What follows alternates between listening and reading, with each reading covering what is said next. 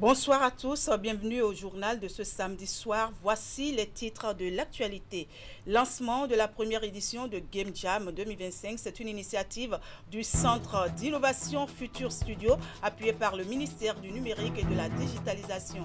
Il s'agit d'un concours de développement de jeux vidéo sur l'éducation scientifique. Les détails à suivre en début d'édition. 15e édition de Wemerwe dans la commune des Agégués avec un forum qui s'est tenu dans la journée d'hier vendredi, axé sur le thème vision et principales actions du gouvernement pour la valorisation des potentialités agricoles de la basse et moyenne vallée de l'Ouémé. Il est animé par le ministre de l'Agriculture Gaston Dossoui. Reportage à suivre. Et puis, ouf de soulagement pour les sinistrés de l'incendie du 11 janvier dernier au quartier Aïla-Wadje de Cotonou. Depuis lundi dernier, la vie reprend tout doucement son cours normal dans les maisons après la levée des barrages. Vous suivrez en fin de journal le constat fait par l'une de nos équipes du reportage sur les lieux. À nouveau, bonsoir et merci de nous rejoindre sur Canal 3 Bénin. On démarre l'actualité par le Centre d'innovation Futur Studio qui, avec l'appui du ministère du Numérique et de la Digitalisation, organise la première édition de Game Jam 2025. C'est un concours de développement de jeux vidéo sur l'éducation scientifique. Plusieurs jeunes développeurs participent à cette compétition. Le compte rendu avec Jules est chaud. C'est une compétition de jeux vidéo qui réunit pour cette première édition au Bénin une vingtaine de jeunes. Les projets de jeux sont axés sur une thématique. L'éducation scientifique, la Game Jam soutenue par le ministère du Numérique et de la Digitalisation, vise un objectif spécifique. C'est un accompagnement en phase d'incubation qui va durer 6 mois. 6 mois au cours desquels l'ensemble des partenaires vont s'engager à faire en sorte que les projets proposés par ces jeunes soient réalisés. Alors l'objectif pour nous au travers de cette phase d'incubation est donc que nous mettions les ressources nécessaires, techniques et financières pour que les projets soient réalisés. Deux, nous allons proposer aux meilleurs talents donc des contrats de stage, soit directement au Futur Studio, donc le centre d'innovation, ou à l'endroit de nos partenaires au Bénin ou ailleurs. Les jeunes développeurs et game designers ont présenté du 17 au 20 février divers projets de jeux autour des thématiques concrètes avec des propositions utiles. Notre projet entrait dans le thème de la vulgarisation scientifique et pensait beaucoup plus à promouvoir ou à vulgariser un peu les différents comportements de la lumière en fonction des milieux et des corps avec lesquels il interagit. Ici, nous utilisons la lumière dans les milieux en la mettant sous plusieurs conditions. Le but, c'est de résoudre des puzzles en utilisant les propriétés de réflexion, de réfraction, de diffraction et de déformation de la lumière en fonction des milieux et des corps avec lesquels il interagit. Oui, il y a eu quelques game jams auparavant, mais ça n'a pas vraiment eu de suite. On venait, on participait, on disait voilà, tel est le meilleur projet, mais il n'y avait pas de suite. Ici, nous avons quand même la possibilité d'être incubés, d'être accompagnés afin de pouvoir réaliser ce qui est un rêve pour la plupart d'entre nous ici, devenir enfin développeur de jeux vidéo et peut-être pouvoir vivre de ça. Donc je pense que c'est quand même une assez belle initiative qu'il faut encourager. Les présélectionnés vont en mars prochain faire la présentation d'une version plus améliorée de leur projet devant un parterre d'experts et les personnalités du pays. Et puis, l'agriculture n'a jamais permis à aucune nation de s'industrialiser, une conclusion à laquelle aboutit Détonji Placide Degbenon suite à ses travaux de recherche en master qui portent sur le diagnostic du secteur de l'artisanat et du secteur agricole. Ces recherches lui ont permis de parvenir à cette conclusion et de noter que le secteur de l'artisanat est assez délaissé au Bénin. Suivez ici les explications de Détonji Placide Degbenon, auteur de la recherche. J'ai fait des recherches et les recherches faites jusqu'à présent nous ont montré qu'aucune nation au monde n'est arrivée à s'industrialiser à partir de l'agriculture et aucune nation au monde n'est arrivée aussi à mécaniser, irriguer son agriculture en mobilisant l'aide des industriels de l'État et des banquiers. Les quelques rares nations qui ont pu mécaniser, irriguer l'agriculture, où l'agriculture était basée sur les esclaves, le cas du sud des États-Unis, étaient obligés d'exporter tous ces produits agricoles pour combler les déficits agricoles des autres pays pendant plus de 50 ans et racheter les produits manufacturés des autres pays, bien avant que la colère du nord des États-Unis ne s'enflamme sur le sud, qui voulait que tous ces produits agricoles soient transformés à l'intérieur pour que unis au nord qui prennent le dessus sur l'Angleterre qui était la première puissance du monde. Et comme pour toute révolution industrielle, il fallait cibler 3 secteurs dans tous les secteurs artisanaux. le secteur habit chaussures sac, il fallait travailler à ce que plus de 50% de la population travaille dans ces 3 secteurs. Les explorations documentaires ont montré que depuis 1960, nous nous sommes trop concentrés sur le secteur agricole et nous nous sommes dit que c'est par l'agriculture que nous allons nous industrialiser. En disant par l'agriculture nous allons nous industrialiser, nous avons laissé le secteur artisanal de côté et organisé. Et dans le secteur agricole également, nous sommes restés aveuglés. Par quelle stratégie mécanisée irriguer l'agriculture en amenant les paysans béninois se passer toute aide et nous laissons tous les paysans béninois faire du gaspillage qui les empêche de se passer l'aide des CEIE, l'aide de l'État, l'aide de nos banques. Nous avons laissé le secteur artisanal de côté et organisé sans exploiter rationnellement les forces de tous les artisans qui sont en formation pour s'acheter beaucoup de machines industrielles de la matière produite et se fixer une lutte définitivement, bien avant que le temps imparti pour les formations puisse toucher à leur fin, comme le sud des États-Unis s'est servi de sa population au lendemain de la guerre civile pour s'acheter beaucoup de machines industrielles et de la matière produite et se fixer une lutte définitivement, bien avant que le temps imparti pour les formations puisse toucher à leur fin. On s'intéresse à présent à la fête identitaire des filles et fils de la vallée de l'Ouémé. Après le lancement officiel des manifestations de la 15e édition de Ouémé-Roué mercredi dernier, la journée du vendredi hier donc a été consacrée à un forum sur la valorisation de la vallée de l'Ouémé. Les assises portent sur vision et principales actions du gouvernement pour la valorisation des potentialités agricoles de la basse et moyenne vallée de l'Ouémé. La communication est animée en grande partie par le ministre de l'Agriculture, de l'Élevage et de la Pêche, Gaston Dossoui. Emma Rodonou pour le reportage.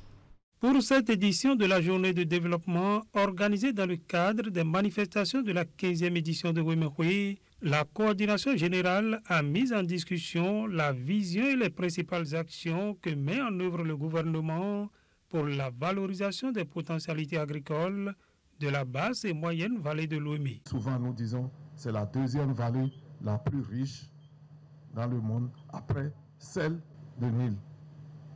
Et Monsieur le ministre, nous comptons sur vous et sur le gouvernement pour ce projet. Plusieurs projets sont conçus par le gouvernement pour mettre en valeur la vallée de l'Ouémé. Et pour mieux expliquer aux participants le bien fondé de ces projets, le ministre de l'Agriculture a assuré le service. Là, c'est de grosses pompes qu'on va mettre pour gérer l'amenée de l'eau. Ici, c'est un canal. Là, c'est des casiers de riz. Ici, c'est un plan d'eau pour avoir de poissons. Et là, vous voyez ce canal à travers 2 parcelles de riz, l'amenée de l'eau et les routes de désenclavement. Si nous réfléchissons simplement et que nous nous projetons ça dans la tête, on va comprendre ce que veut dire aménagement de la vallée. Les participants sont sortis satisfaits de cette séance. On avait l'impression jusque-là que la vallée était abandonnée parce que rien ne s'y faisait concrètement. Maintenant, on a quelques réponses. Ce que j'ai suivi aujourd'hui, ça m'a particulièrement ému. Je voudrais remercier particulièrement le ministre de l'Agriculture qui s'est déplacé lui-même. Et même il est venu plus tôt que prévu et il a essayé de nous expliquer ce que c'est que le développement. Deuxième chose, nous estimons que pour nous, le dire, c'est le faire qui nous intéresse. On a dit le financement est déjà mis en place et tout est bouclé. Ça veut dire que c'est du concret. Nous voulons voir si cela peut se poursuivre et se réaliser. Place aux actes donc pour faire de la vallée de l'Ouémé une vallée véritablement nourricière et pourvoyeuse de richesses. Autre volet de l'actualité, visite des cantines scolaires par une délégation multipartite dans le cadre de la mission d'études au Bénin pour la relance des cantines scolaires au Gabon. La délégation, composée des représentants de plusieurs partenaires dont le Programme alimentaire mondial PAM et le Fonds des Nations Unies pour la population UNFPA, ainsi que des membres de la mission gabonaise étaient dans la commune de Boïkon, puis celle de Djidja. À chaque étape, les visiteurs ont échangé avec les différents acteurs impliqués dans la mise en œuvre du programme d'alimentation scolaire. Plus de précisions avec Imet Hélène Amoussou et Georges Baudou. L'initiative consiste à offrir un repas chaud par jour aux apprenants des établissements primaires publics. Lancée par le gouvernement, elle vise entre autres à faciliter l'accès et la rétention des enfants à l'école. Le programme d'alimentation scolaire couvre à nos jours 75% des écoles du pays avec plus d'1,25 million écoliers bénéficiaires. Ici à l'école primaire publique de Doouimé dans la commune de Djidja ainsi que d'autres dans la commune de Boïkon, les résultats sont patents. À l'école primaire publique de Doouimé, la cantine scolaire a transformé le quotidien des élèves. Elle a contribué à l'amélioration du taux de rétention, à la concentration en classe et aux performances académiques. Grâce à la cantine, nous mangeons équilibré, varié et sain. Nous prenons du plaisir à venir à l'école. Accompagné des représentants du Programme alimentaire mondial PAM, du Fonds des Nations Unies pour la population UNFPA et autres partenaires, une délégation gabonaise est sur le terrain en vue de s'imprégner de la mise en œuvre du programme. La descente tient lieu de visites d'études et leur a permis d'échanger avec les divers acteurs impliqués. Une occasion de partage d'expériences qui va leur permettre de s'inspirer du modèle béninois pour expérimenter le programme. Du processus de production, l'approvisionnement des produits à la distribution des repas, tout a été expliqué. Le PAM appuie toujours dans d'autres pays les programmes d'alimentation scolaire, mais l'enthousiasme et l'engagement n'est pas toujours perçu.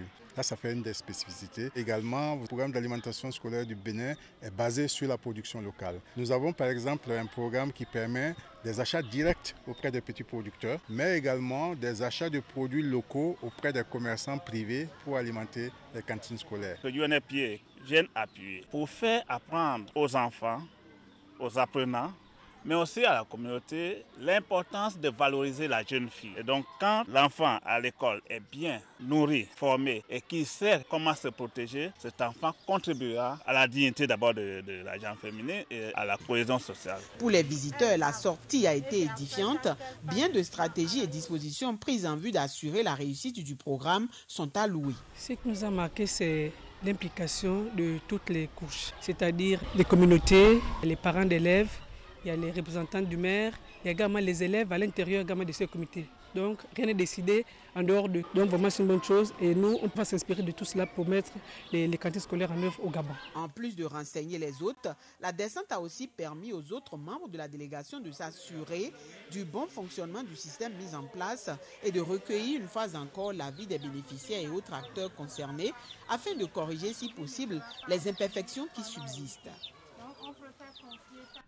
Direction le département du Borgou, précisément à l'université de Parakou, qui a accueilli jeudi dernier un colloque international sur un épisode marquant de l'histoire coloniale, le massacre de Tiaroy survenu en 1944. Intitulé Tiaroy 44, 80 ans après, souvenirs et réflexions d'universitaires, cet événement réunit chercheurs, historiens et universitaires pour analyser les faits, en tirer des leçons et évoquer leur impact sur la mémoire collective africaine. Durant 2 jours, les participants ont réfléchi aux moyens d'immortaliser cette page sombre de l'histoire africaine. Voici le reportage d'Epiphane Chabi et Franck Degla. 80 ans après, le massacre de Tiaroy reste une plaie ouverte dans l'histoire africaine. À l'université de Parakou, ce colloque permet de revenir sur cet événement tragique où des tirailleurs sénégalais ayant combattu pour la France furent tués alors qu'ils réclamaient leur solde. Tiaroy, 1940, il s'agit de quoi? Il s'agit de massacre des Africains qu'on a massacrés comme des bêtes sauvages. Il faudrait qu'on le sache. Parce que l'important de l'histoire, quand les gens arrivent à faire de l'histoire, ils vont sur cela. Oui, quand vous ne connaissez pas l'histoire, vous ne pourrez jamais éviter des erreurs. Au programme de cette conférence organisée par l'Académie nationale des sciences, Arts et lettres du Bénin en Salbe, des débats et des témoignages avec la participation d'universitaires venus de plusieurs horizons. Un rendez-vous essentiel pour interroger l'histoire et éviter que de tels drames ne sombrent dans l'oubli. Face au silence et puis aux mensonges d'État, il a fallu attendre ces dernières années pour que la lumière soit faite sur la situation afin d'en parler. Combien sont-ils? ceux qui ont été menacés, massacrés, ce jour-là. Quelle est leur nationalité? Comment maintenir nos souvenirs? C'est ce que nous allons essayer de comprendre pendant 2 jours à l'université de Bamako. Lorsque le Premier ministre Ousmane Sonko, qui est de la génération de beaucoup d'entre vous ici, lorsque ces messieurs ont dit non au président français pour dire, à partir du moment où vous avez reconnu que les tiares que vous avez déjà eu à juger pour rébellion, à partir du moment où vous reconnaissez enfin qu'ils sont morts pour la France, c'est à nous de voir la suite. Comment on prend la suite? C'est à ça que nous participons. Pendant ces 2 jours que va durer ce colloque, les participants vont réfléchir aux stratégies à mettre en place pour faire la lumière sur ce massacre, mais aussi de trouver des moyens de maintenir ce souvenir dans les annales de l'histoire africaine. Retour à Cotonou pour finir ce journal. Sachez que les sinistrés du drame du 11 janvier dernier au quartier Ayelawadia de Cotonou sont désormais soulagés. Les barrages mis depuis l'incendie sont levés depuis lundi dernier et chacun s'affaire à retrouver son habitation. Une équipe de reportage est retournée sur les lieux pour faire le constat. Les précisions dans ce reportage d'Esther Tofa présenté par Jules Echaud. Ils ont réintégré leur domicile. Plus d'1 mois après ce drame qui a plongé ce quartier d'Akpakpa dans les mois, les habitants regagnent progressivement leurs maisons et les commerces reprennent peu à peu.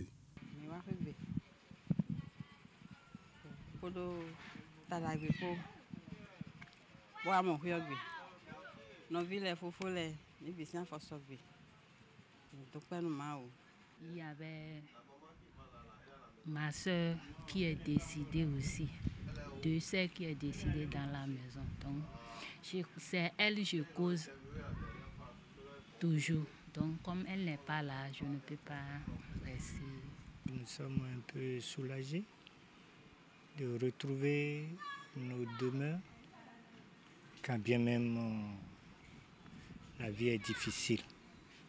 La vie ne sera plus jamais comme elle était avant. Vous-même, vous avez vu. Le quartier n'était pas comme ça, c'est un quartier de vie. Quand on dit de vie, c'est un quartier de joie. La convivialité, il y avait ça.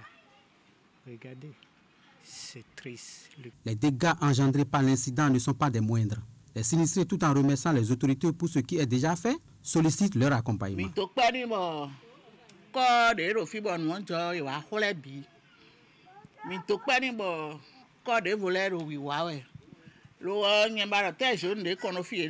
que nous disons et nous ti fonction ni après tel jour non et c'est là font corps dehors période de bon minimum les problème de vos morts ti nous et là do bi ba ja ho sunu gwa lo nu mi mais si nous blème a ho sunu quelqu'un bo gwa lo nu mi ni do awe na mi bo nu mi ton de gble le mi na levo de do mi na levo do jera do ni quelqu'un bo gwa lo nu mi bo tout le temps la gble on est tout la gble on sale so gble nu mi on de no dialo me on se no blonde do ni a ho sunu bo mi bo dalo mi on a vivi 11 janvier 2025, l'explosion d'un entrepôt à Ayelawadia dans le 3e arrondissement de Cotonou a bousculé le quotidien des citoyens vivant dans cette zone.